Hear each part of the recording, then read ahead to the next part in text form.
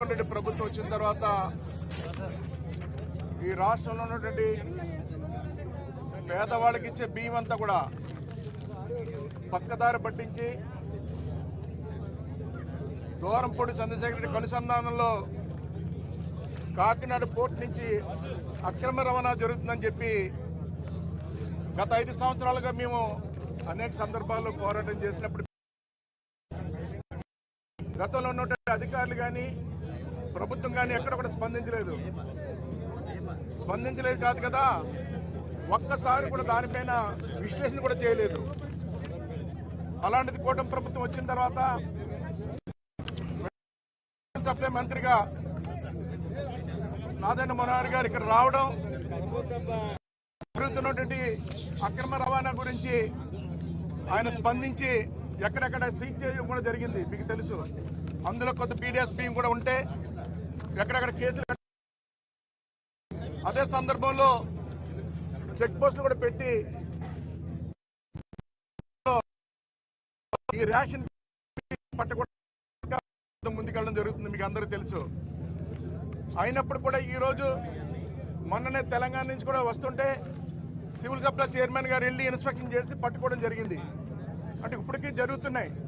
అంటే ఎవరొకరో ఇందులో ఉంటే ఇటువంటి నేను అనుకుంటున్నాను కూడా సందర్భంగా తెలియజేస్తున్నా, లేకపోతే వాళ్ళు చేయలేరు. అదేవిధంగా ఈరోజు పవన్ కళ్యాణ్ గారు కూడా దీని మీద రావడం జరిగింది. ఆయన గతంలో కూడా చెప్పారు చాలా సందర్భాల్లో, అన్యాయాల మీద కానీ అక్రమాల మీద కానీ అరికట్టే బాధ్యత తీసుకుంటా అని చెప్పి దాని సందర్భంగా ఈ రోజు రావడం జరిగింది.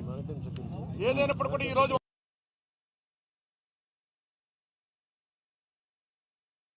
ఆ రోజు మీ అందరికీ తెలుసు, ఇదేదో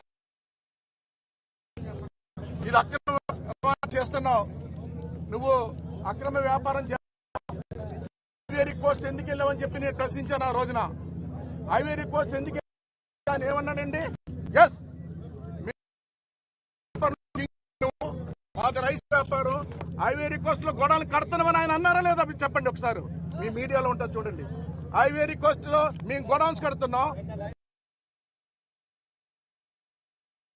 ఈ రోజు అధికారం కోల్పోయిన తర్వాత మొన్న సివిల్ సప్లై చైర్మన్ గారు వచ్చినప్పుడు ఇన్స్పెక్షన్ చేసినప్పుడు ఆయన మళ్ళీ మీరు ప్రశ్నించండి, రైస్ వ్యాపారం లేదన్నాడు. ఆ వీడియోలు కూడా ఉన్నా చూడండి, మేము ముందు పెడతాం. నాకు రైస్ వ్యాపారం లేదన్నాడు ఈ రోజు. అంటే ఆ రోజేమో అధికారం ఉన్నప్పుడు రైస్ వ్యాపారం చేశాడు, ఈ రోజు అధికారం కోల్పోయిన తర్వాత నాకు రైస్ వ్యాపారం లేదంటున్నాడు. ప్రజలారా మీరు అందరూ అర్థం చేసుకోవాలి, ఈ రాష్ట్రంలో ఉన్న ప్రజలందరూ కూడా. ఈ రోజు వ్యాపారం లేదని చెప్తాడు.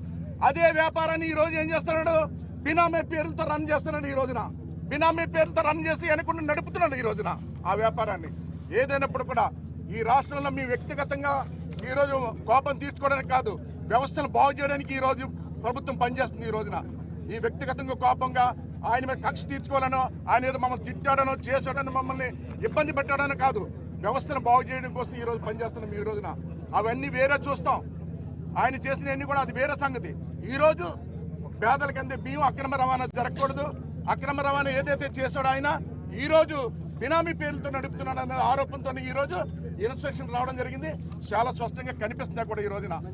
ఈరోజు ఏదైనప్పుడు కూడా పవన్ కళ్యాణ్ గారు ఏదైతే ఈ రోజు ఇన్స్పెక్షన్కి వచ్చారో దీనికి రావడం వల్ల నేను ఈ రోజు చెప్తున్నా, ఒకసారి సివిల్ సప్లై చైర్మన్ గారు వచ్చారు, ఈ రోజు పవన్ కళ్యాణ్ గారు వచ్చారు.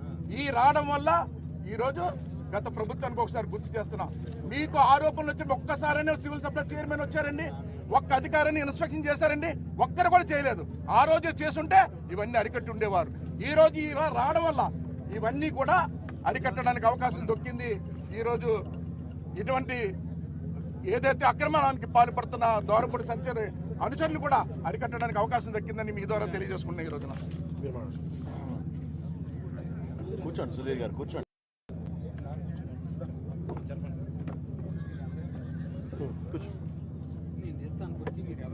కొంచెం అందరికి నమస్కారం అండి.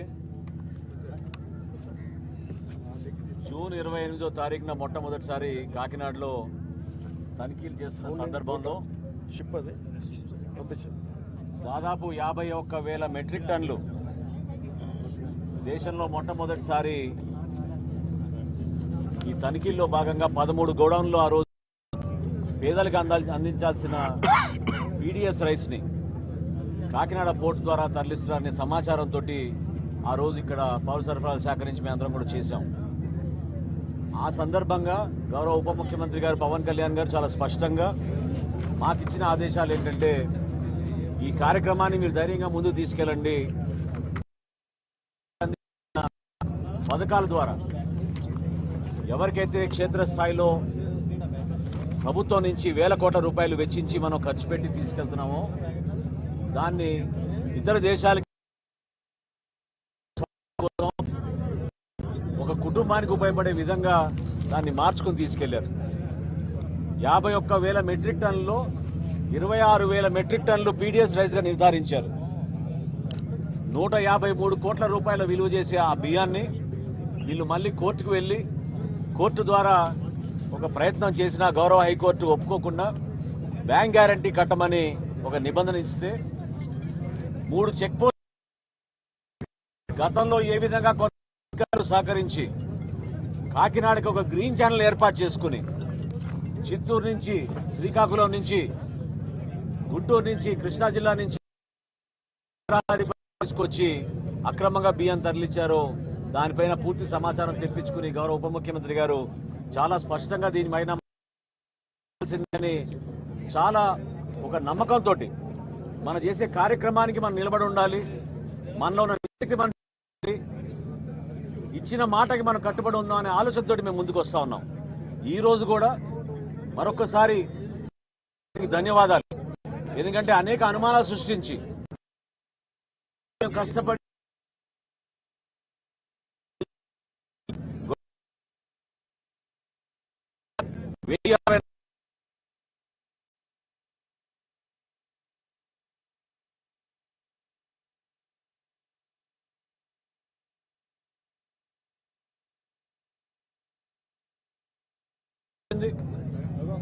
దేశాన్ని దృష్టిలో పెట్టుకుని మన ప్రజల్ని దృష్టిలో పెట్టుకుని ఇబ్బందికరమైన వాతావరణ పరిస్థితి ఉన్నా కూడా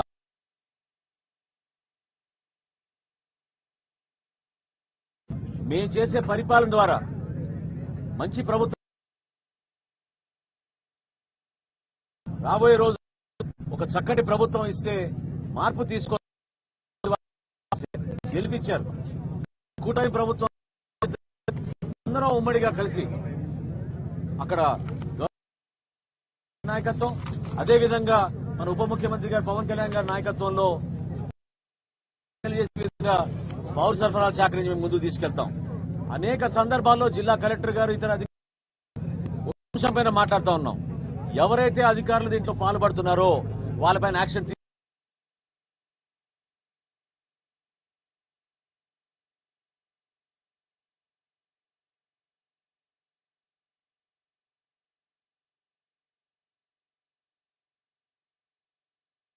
పరిస్థితి. ఈ రోజు జరిగిన తనిఖీల్లో గౌరవ ముఖ్యమంత్రి గారు కొన్ని నిర్ణయాలు తీసుకున్నారు, దాన్ని మీకు ప్రకటిస్తారు. గత 13 గోడౌన్లు కూడా ఆ రోజున ఈసీ నమోదు చేసి 13 క్రిమినల్ కేసులు నమోదు చేసి ఇన్వెస్టిగేషన్ తప్పకుండా 20 రోజుల్లో కఠినంగా మేము చర్య. ఇంతకుముందే పవన్ కళ్యాణ్ గారు చెప్పారు చాలా క్లియర్ గా, అధికారులను కూడా పిలిపించి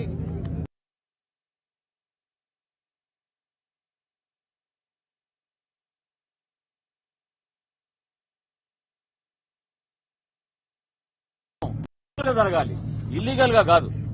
దానికోసం కాదు ఈ పోర్టు నిర్మాణం చేసింది. సో దయచేసి ప్రజలందరూ కూడా అర్థం చేసుకుని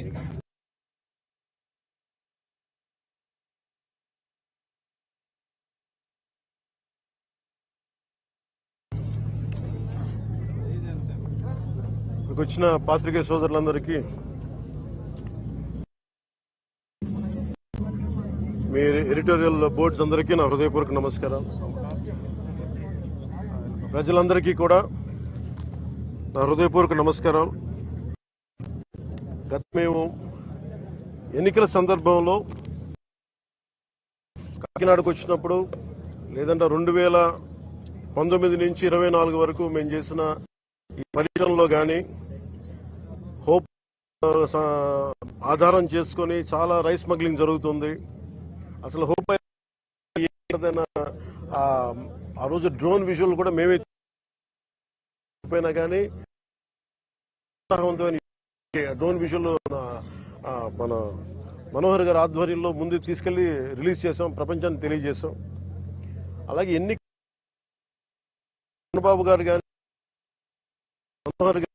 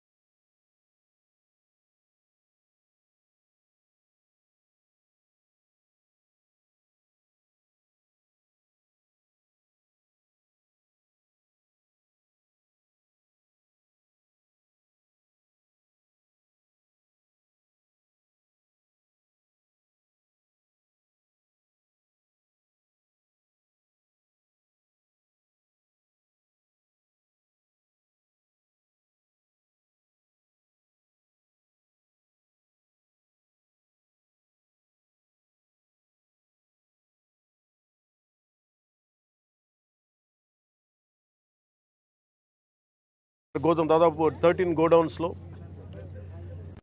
కొండబాబు గారు కొన్ని సంవత్సరాల నుంచి చెప్తా ఉన్నారు, స్మగ్లింగ్ అరికట్టాలి, అవినీతికి మయమైపోయింది కాకినాడ పోర్ట్ అని. దీని వెనక Kakinada port is become free for all అని చెప్పారు ఇందాక. ఇది ఎలా ఉందంటే ఇప్పుడు వెళ్ళి చూస్తే దీనికి ఉదాహరణకి ఇక్కడ మీకు ఇన్ఫర్మేషన్ అంటే నేను just to be more authority authentic I'm saying మీకు ఇది కొంచెం చదివి చెప్తున్నాను. ఇది మీకు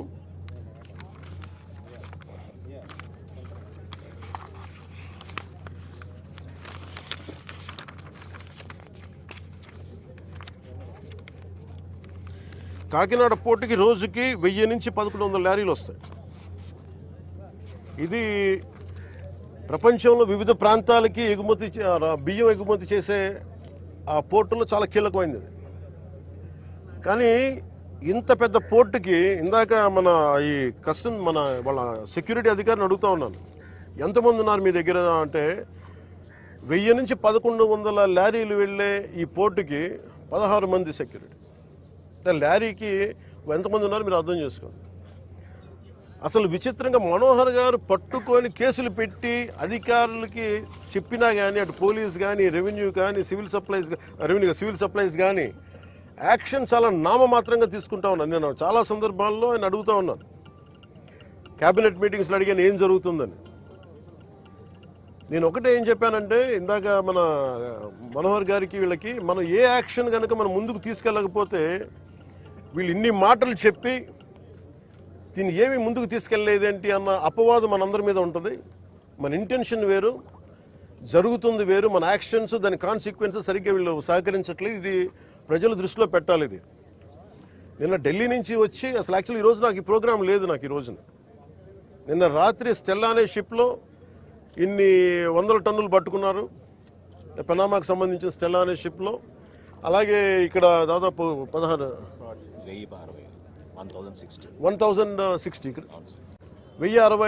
మెట్రిక్ టన్నులు ఇక్కడ పట్టుకున్నారు.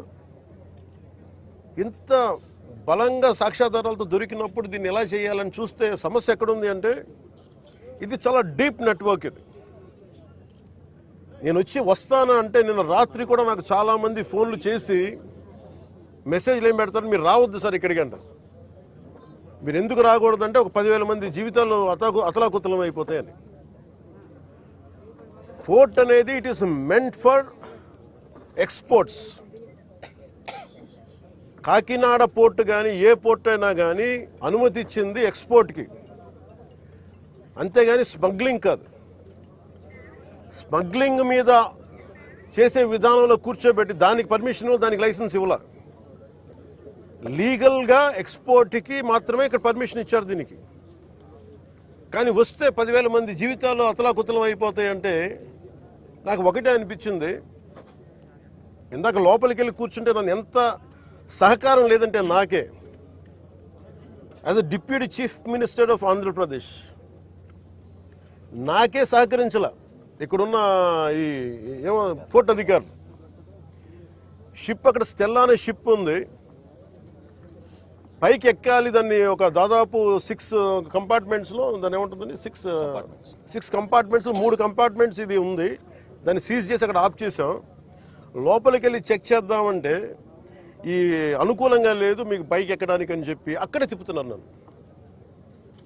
ఇంత ఆబ్వియస్గా నాలాంటి వాడికి ఇంత ఆబ్వియస్గా అందరూ చూస్తుండగా అంటే దీని వెనక ఎంత డీప్ రూటెడ్ నెట్వర్క్ పనిచేస్తాం మీ అందరికీ అర్థం. కొండబాబు గారు కూడా అదే చెప్తాను. చూడండి సార్ ఎలా ఉందంటే అదే చెప్తా ఉన్నారు. నేను మీకు ఎప్పటి నుంచో మొత్తుకున్నాను సార్, ఇదే మీకు మీ దృష్టికి తీసుకొస్తుందని. ఇందాక మీకు చెప్పాను, కొండబాబు మనం కూర్చోబెట్టి మనం మెత్తగా ఉంటే సరిపోదు, మనం గట్టిగా మాట్లాడాలి దీని మీద మనం అందరం అని. అది చెప్తా ఉన్నాను కొండబాబు గారికి. మనోహర్ గారికి ఆయన being a civil supplies minister నాకు ఏమి చేయాలి, నేను ఎన్నిసార్లు చేసిన యాక్షన్ ముందుకు వెళ్ళట్లేదంటే డిస్ట్రిక్ట్ సివిల్ సప్లైస్ అధికారిని పిలిచి నేను అడుగుతాను రాగానే. నేను ఇక్కడున్న సెక్యూరిటీ అధికారిని అడిగా, చెక్ పోస్టుల సెక్యూరిటీ అధికారి, మీకు పర్మిషన్ ఎవరు ఇచ్చారు, హూ చెక్స్ దిస్ అంటే మాకు నో అబ్జెక్షన్ సర్టిఫికేట్ ఉంది. ఎవరు ఇచ్చారు మీకు, దాని మీద అధికారికంగా ఏమైనా ఉత్తర ప్రత్యుత్తరాలు ఉన్నాయా? సమాధానం లేదు. డిస్ట్రిక్ట్ సివిల్ సప్లైస్ అధికారిని అడిగితే ఓకే నా కలెక్టర్ గారు చెప్పారు, కలెక్టర్ మీకు అధికారికంగా మీకు ఇచ్చారా, మీకు సమాధానం లేదు. ఇవన్నీ చూస్తుంటే ఇది ఏమైపోయిందంటే బాగా చాలా డీప్ ఇంట్రికేట్ నెట్వర్క్ లాగా ఉంది. మన రాష్ట్రం మీరు చూస్తే 40,000 terrain south America that from Colombia నుంచి వైజాగ్ పోర్ట్లో దొరికింది. వైజాగ్ పోర్ట్లో ఇది గంజాయికి అడ్డా అయిపోయింది ఆంధ్రప్రదేశ్. నేను లోపలికి వెళ్ళి మాట్లాడి పైకి ఎక్కాలి అంటే తిప్పుతున్నారు, అక్కడే తిప్పుతున్నారు, వెళ్ళనివ్వట్లా. నాకు ఎంత ఆశ్చర్యం అనిపించిందంటే నేను వెళ్ళి కూర్చొని మాట్లాడుతూ ఉంటే మీకు చెప్పా you will have consequences for this అని చెప్పి. నేను మీకు తర్వాత వీడియోస్ కూడా మీకు రిలీజ్ చేస్తాను. లేదు సార్ మీకు రఫ్ సీ ఉంది మీరు వెళ్ళటానికి లేదంటే, నేను చెన్నై నుంచి వచ్చాను. నేను రఫ్ సీస్ నాకు నా ఫ్రెండ్స్ సీమెన్స్ చాలామంది ఉండేవాళ్ళు, చాలామంది స్నేహితులు నాకు మద్రాస్ పోర్ట్లో పనిచేసేవాళ్ళు. ఎప్పుడు సరదాగా తీసుకెళ్తే అలలు పడవలోకి వచ్చి మనకి టగ్ బోట్స్లోకి వచ్చి ఇంకా ఇలాంటి బోట్లోకి వచ్చి కొట్టే సమయంలో నన్ను తీసుకెళ్లేవాళ్ళు సీమెన్. నాకు చాలా ఆశ్చర్యం అనిపించింది. అలాగే సార్ వింటున్నా వీళ్ళు కథలు ఏం చెప్తాను. అలా వింటా ఉంటే మళ్ళీ పక్క ఎదురుగా షిప్లో ఈ చిన్న బోట్లు వేసుకొని మనకి ఈ టైర్లు కట్టుకొని ఒక 2 పెట్టుకొని వాళ్ళకి దింపుకుంటా మన ఎగుమతి చేసుకుంటా ఉన్నారు. నేను వాళ్ళు చూపించాను, you are doing it in very obvious way.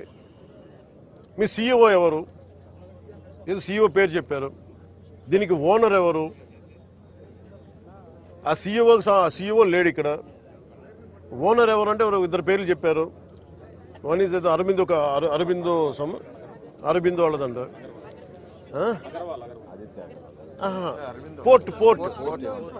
Port ఎవరి కంట్రోల్లో ఉంది? Purely it's not government, it's purely private control port. ఇది స్టేట్ కంట్రోల్ ఉన్న పోర్ట్. ఇది నాకు అనిపించింది ఇలా చూస్తే, లోపలికి వెళ్ళి చూస్తే మన హోప్ ఐలాండ్ చూస్తే అసలు ఏ విధంగా కట్టుదిట్టంగా లేదు. 975 కిలోమీటర్ కోస్ట్ లైన్ ఆంధ్రప్రదేశ్కి. India is going to be trillions of dollar, almost Modi గారు చెప్పిన $7 trillion ఎకానమీ ఉంది దీనికి భవిష్యత్తు. ప్రపంచ దేశాలు మనల్ని ఎదగనిస్తాయా లేదా, మన బలహీనతలు ఏంటని చూస్తారు. ఆంధ్రప్రదేశ్ కోస్ట్ లైన్ మనకి ఎంత బలమో అది మనకు అంత బలహీనత కూడా.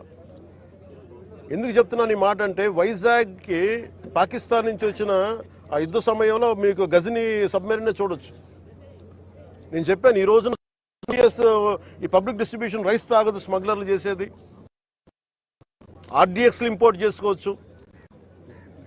ఓఎన్జీసీ ఇలాంటి గ్యాస్ నిక్షేపాలు ఉన్న చాలా కీలకమైన ఇన్స్టిట్యూట్ మనకి వ్యవస్థలు సంస్థలు ఉన్నాయి ఇక్కడ. ఒక 100 కిలోల ఆర్డీఎక్స్ని తెచ్చేసుకుని ఎవరు చూసేవాళ్ళు ఎవరు లేడు, నాదుడు లేడు.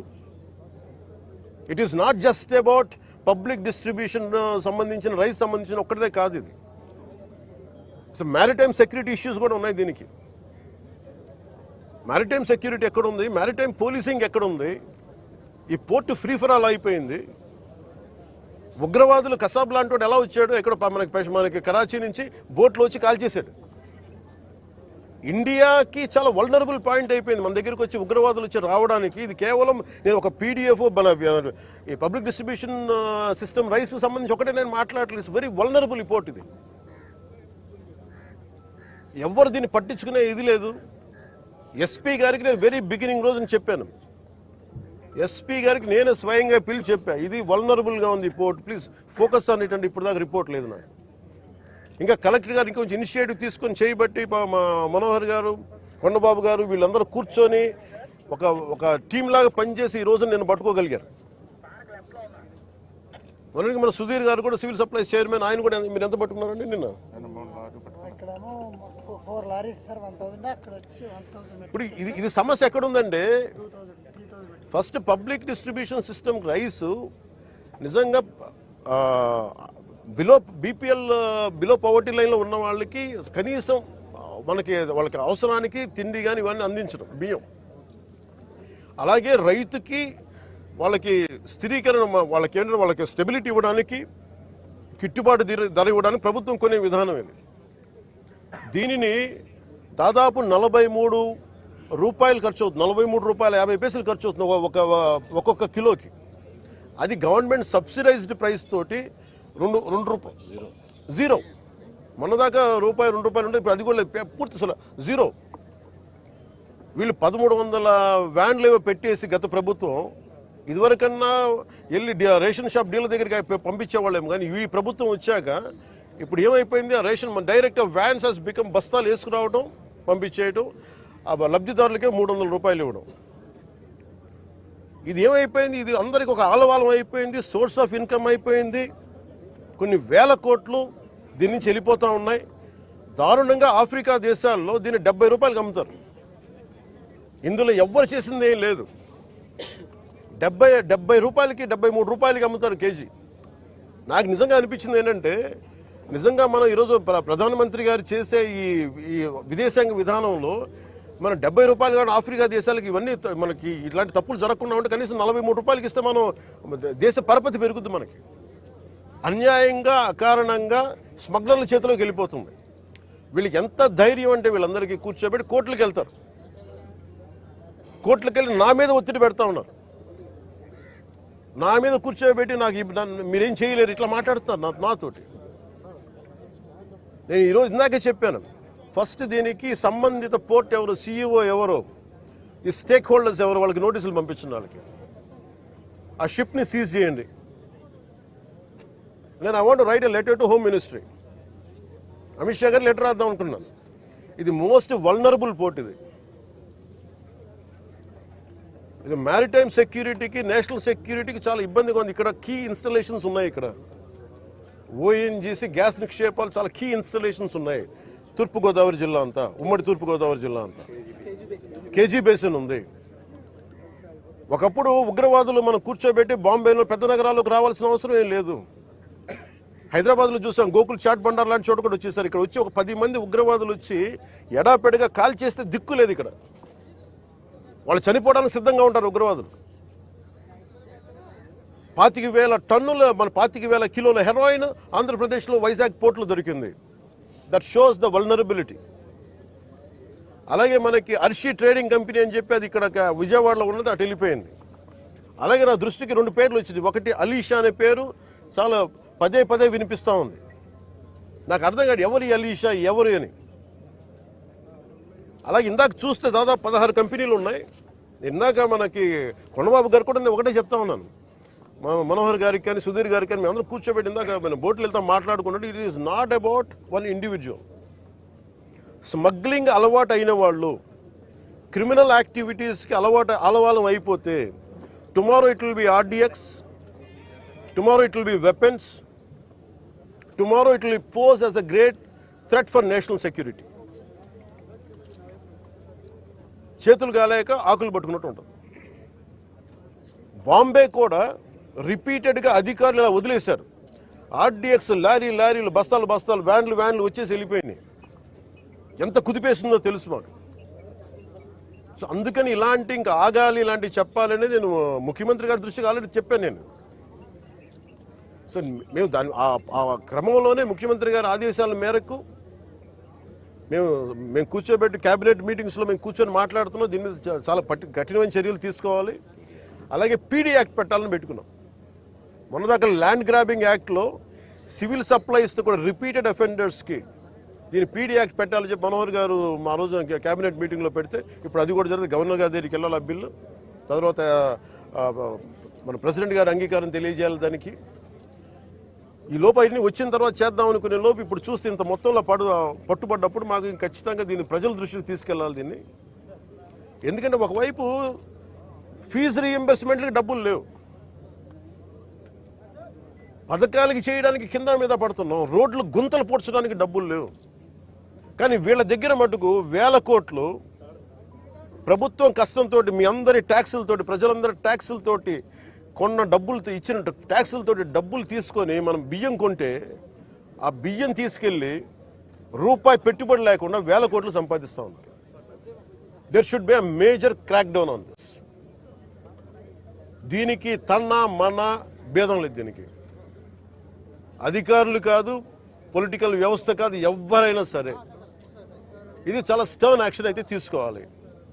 This will pose as a national. ఇట్లాగే వదిలేస్తే this port will become a menace for national security.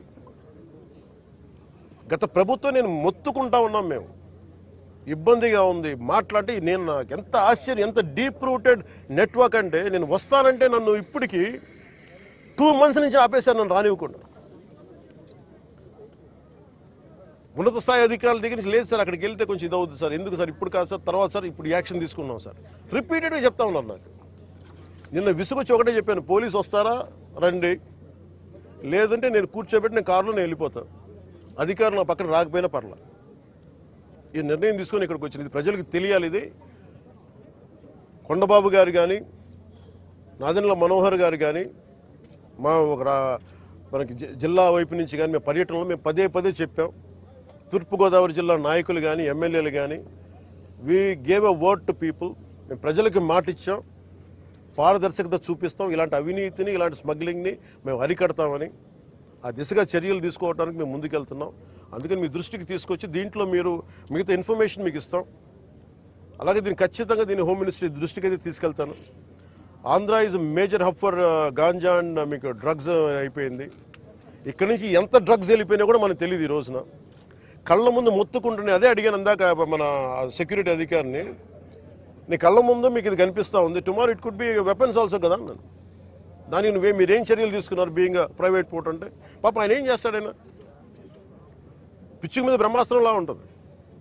ఎవరి మీద వేటేయాలి? దీనికి కీలకమైన వ్యక్తులు ఎవరు? దీని వెనక ఎవరు కాపాడుతున్నారు వీళ్ళని? ఏ స్థాయి వ్యక్తులు కాపాడుతున్నారు? ఇవన్నీ చూడాలి. గత ప్రభుత్వం ఇప్పుడు ఈ వ్యక్తి కూర్చోబెట్టి చూస్తే మనకి ఏదో మన 16 కంపెనీస్ ఉన్నాయి, వీళ్ళు కోర్టులకు వెళ్తా ఉన్నారు. రైస్ ఎక్స్పోర్ట్ జరగాలి, మీరు ఎనీథింగ్ ఈజ్ పారదర్శకంగా మీరు చేస్తే ఇబ్బంది రాదు. కానీ దీనిని అడ్డగోలుగా పెట్టుకొని ఈ ప్రభుత్వం ఏమి చేయదంటే మటుకు చాలా బలమైన చర్యలు తీసుకుంటాం. సార్ పవన్ గారు, ఇప్పుడు ఈ వైఎస్ఆర్ గవర్నమెంట్ 5 ఏళ్ల పాలనలో ద్వారంపూడి చంద్రశేఖర్ రెడ్డి గారి కుటుంబం, ఆయన ఆధ్వర్యంలో మొత్తం కాకినాడ పోర్ట్ నుంచి రేషన్ బియ్యం ఎక్స్పోర్ట్ అయిందని అన్ని పార్టీలు కూడా నిరంతరం ఆరోపణలు ఇచ్చినాయి. ఇప్పుడు ఎవరు? మీరు కూటమి ప్రభుత్వం వచ్చిన 6 నెలల తర్వాత ఇక్కడ నుంచి ఎక్స్పోర్ట్ చేస్తుంది ఎవరు? రేషన్ బియ్యం కీలక సూత్రధారులు ఎవరు, పాత్రధారులు ఎవరు? ఎప్పుడు కనుక్కుంటారు? అట్లా మనోహర్ గారు ఇక్కడ పర్యటనకు వచ్చినప్పుడు సిఐడి ఎంక్వైరీ వేస్తాం, ఇక్కడ నుంచి ఎవరు చేస్తారు, ఎప్పుడు వేస్తారు? ఇది ఇప్పుడు మేము పట్టుకుంది ఏంటంటే, ఇది ఎలా ఉన్నాయంటే డైరెక్ట్ కింగ్ పిన్స్ ఎలా ఉన్నారంటే వాళ్ళ కంపెనీస్ ఉన్నాయి. వీళ్ళు ఎలా అంటే ఇది ఒక కార్టెల్. ఇది ఇట్స్ నాట్ ఒక సింగిల్గా మెయింటైన్ చేస్తున్నారేమో కానీ ఇట్స్ అ కార్టెల్. దాదాపు మేము చూస్తుంటేనే 16 దాకా 16 కంపెనీస్. దాంట్లో మీరు చెప్పిన వ్యక్తి కంపెనీ కూడా ఉందని చెప్తా ఉన్నారు. నాకు యాజ్ అంటూ నాకు కూర్చోబెట్టేది మానస ట్రేడింగ్ కంపెనీ, అది వాళ్ళ బ్రదర్ది అని చెప్తా ఉన్నా, నాకు తెలియదు. ఇది నా ఉద్దేశం ఏంటంటే ఇది ఒక వ్యక్తికి సంబంధించింది కాదు, ఒక వ్యక్తిని టార్గెట్ చేస్తుంది కాదు. ఇది ఎంటైర్ ఈ నెట్వర్కింగ్ని బ్రేక్ డౌన్ చేయాలి. దీన్ని అలాగే మేము ఇప్పుడు ఇది మీకు ఎందుకు ఉందంటే ఏదైనా ముందుకు వెళ్ళనివ్వట్లే. ఇక్కడ ఉన్న అధికార యంత్రాంగంలో కూడా కొంత ప్రక్షాళన జరగాలి. చాలా బలంగా గార్డు చేస్తాను, ఎవరో తెలియట్లేదు కానీ ఇంకా నేను ఇప్పుడు దాకా దీని మీద దృష్టి సారించలే. నా చేతి లేదు, మనోహర్ గారి చేతిలో.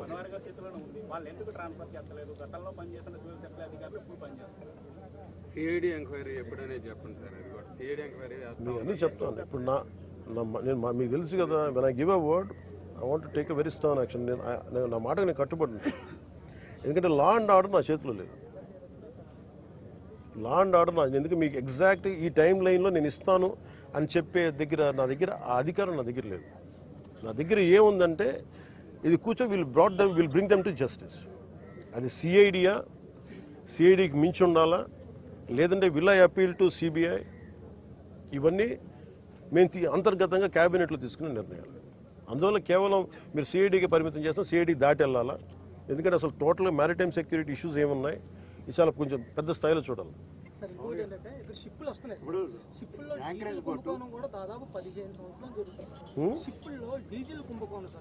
డీజిల్ అదే చెప్తున్నాను, అది మీకు ఫ్రీ ఫర్ ఆల్ అయిపోయింది చెప్తాను కదా. డీజిల్ కుంభకోణాలు జరుగుతూ ఉన్నాయి. ఇది అన్ని రకాలుగా దీన్ని ఒకసారి చాలా సునిశ్చితమైన పరిశోధన జరగాలి దీని మీద. దాంట్లో ఉన్నాను. యాంకరేజ్ పోర్టు స్టేట్ గవర్నమెంట్ కూడా బాధ్యత ఉంది. స్టేట్ గవర్నమెంట్ కూడా దాని రెజ్యుమేషన్ ఉంది, డైరెక్టర్ కూడా ఒక కేవలం సెంట్రల్ గవర్నమెంట్ ఏది సెంట్రల్ గవర్నమెంట్ సంబంధం లేదు. ఇది ప్యూర్లీ స్టేట్ కంట్రోల్లో ఉంది. స్టేట్ కంట్రోల్ పోర్టు, స్టేట్ సంబంధించిన పోర్టు అధికారులు ఒకరు ఉన్నారు. నేను వాళ్ళు కూడా మేము మీరు వస్తేనే ఆయన కనబడలేదంటే ఎంత సిఇఓ కానీ మీకు అదే చెప్తున్నాను కదా. అంటే నన్ను మీకు నేను ఎందుకు ఇంత మొత్తుకున్నాను వచ్చి, నన్ను రాకుండా చేయడానికి ఇంకా నాకు విసుగొచ్చి ఇక నాలాంటి వ్యక్తిని రానివ్వట్లేదని. ఇది ఎంత డీప్ రూటెడ్ వ్యవస్థ, దీన్ని అంటే ఎంత కుళ్ళు పట్టేస్తుందో ఈ వ్యవస్థకి, పర్టికులర్ ఈ రైస్ స్మగ్లింగ్ సంబంధించి దీన్ని ప్రక్షాళన జరగాలని కోరుకుంటూ.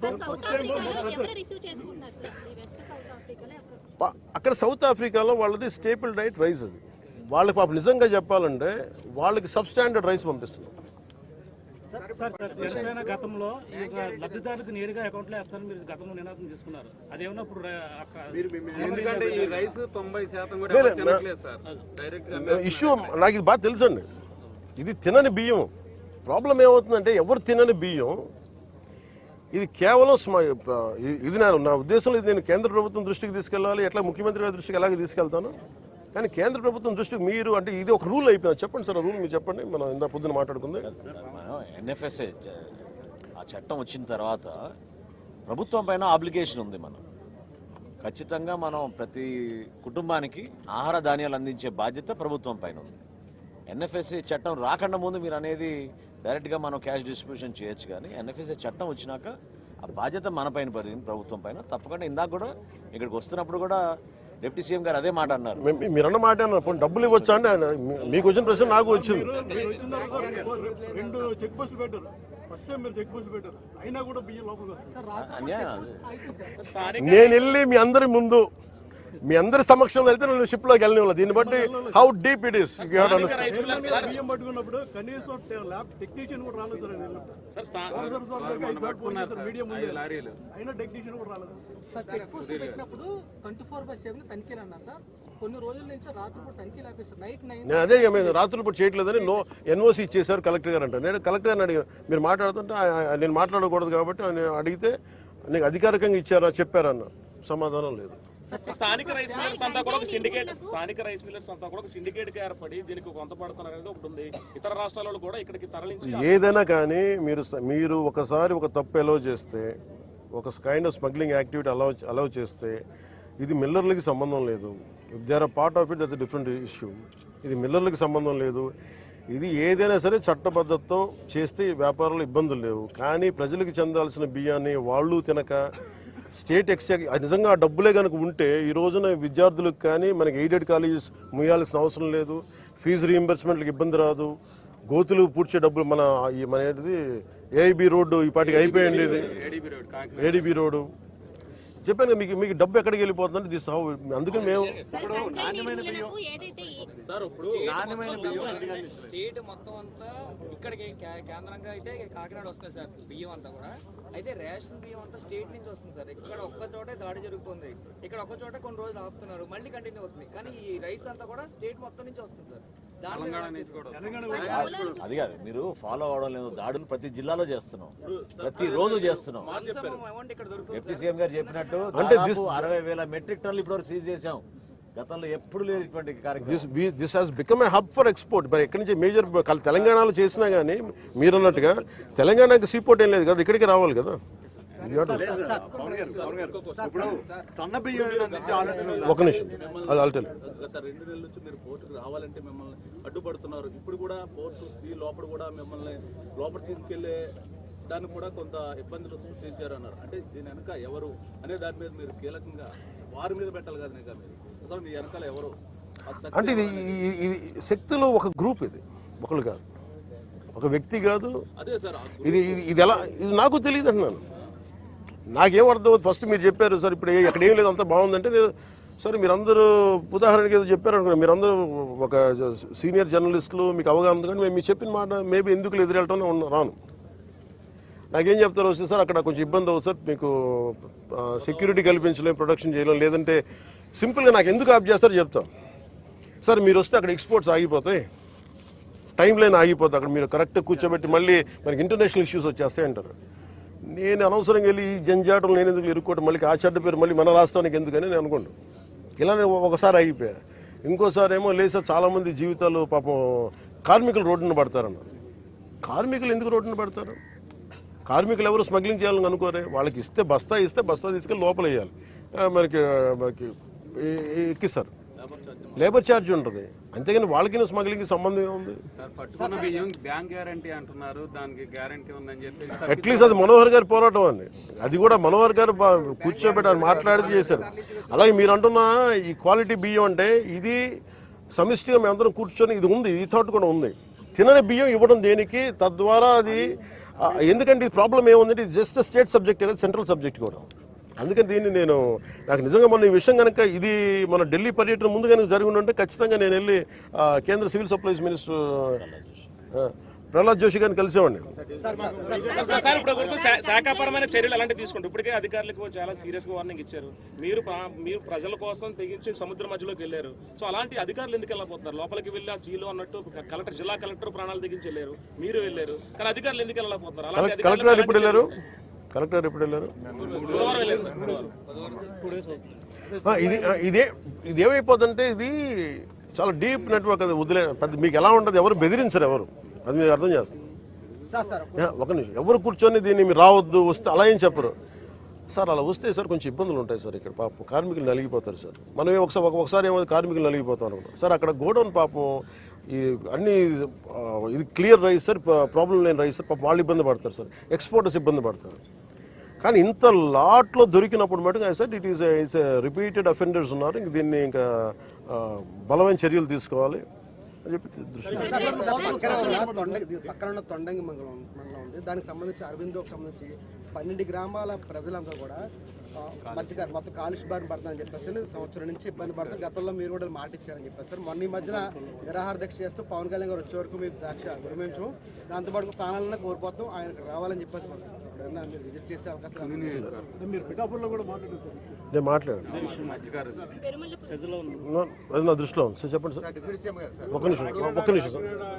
కోర్టు సంబంధించి మనం నాణ్యానికి ఒకవైపు చూస్తున్నాం. స్మగ్లింగ్ వాస్తవంగా చూసుకుంటే శ్రీలంక ఆర్థిక సంక్షోభంలో ఉన్నప్పుడు అక్కడ ప్రజలు ఆకలి తీర్చడానికి కేంద్ర ప్రభుత్వం ఇక్కడి నుంచి రైస్ ఎక్స్పోర్ట్ చేస్తుంది.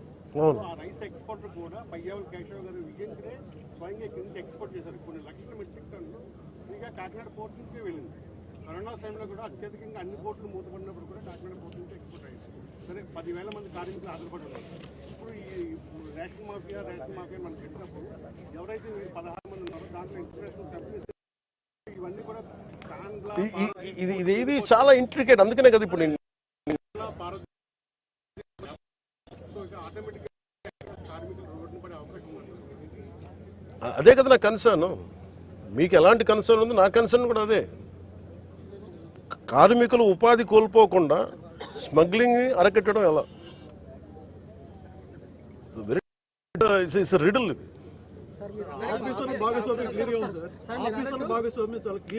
చాలా స్పష్టంగా ఉంది. అది ఎవరు చేస్తాయనేది మనకి అది సిఐడి ద్వారా ఉండాలా, సిబిఐ ఉండాలా, లేదా ఎలా ఉండాలనేది